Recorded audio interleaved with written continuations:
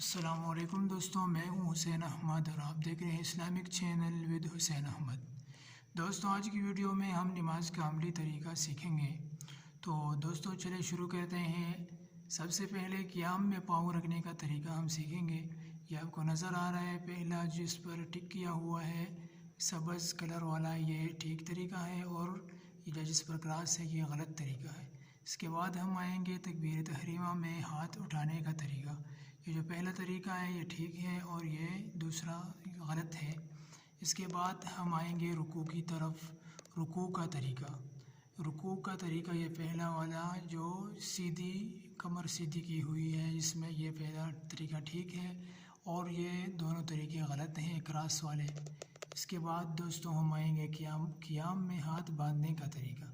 تو یہ پہلا طریقہ درست ہے اور یہ دوسرا طریقہ دونوں غلط ہیں۔ اس کے بعد ہم آئیں گے سجدے کی طرف۔ سجدے میں ہاتھ پاؤں رکھنے کا طریقہ۔ تو دوستوں یہ جو جس پر سبز کلرز کا ٹک کیا ہوا ہے یہ طریقہ ٹھیک ہے، اور یہ جو نیچے والا ہے یہ کراس والا یہ طریقے سب غلط ہیں دوستوں۔ اس کے بعد ہم آئیں گے قوما، رکوع کے بعد کھڑے ہونے کا طریقہ۔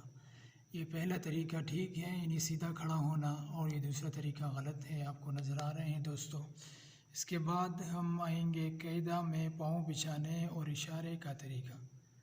تو دوستوں یہ جو پہلا طریقہ ہے ہاتھ اشارہ کرنے کا اور پاؤں بچھانے کا یہ ٹھیک ہے، اور یہ جو دوسرے طریقے ہیں جس پر یہ کراس کیا ہوا ہے یہ سارے طریقے غلط ہیں، آپ دیکھ سکتے ہیں دوستوں۔ اس کے بعد آخر میں جلسہ، یعنی دونوں سجدوں کے درمیان بیٹھنے کا طریقہ۔ یہ پہلا طریقہ ٹھیک ہے اور یہ دوسرا طریقہ غلط ہے، آپ دیکھ سکتے ہیں۔ امید ہے دوستوں یہ ویڈیو آپ کو اچھی لگی ہوگی۔ اگر آپ کو ویڈیو اچھی لگی ہو تو سبسکرائب کرنا نہ بھولیں۔ اپنے دوست حسین احمد کو اجازت دیجیے۔ اللہ حافظ۔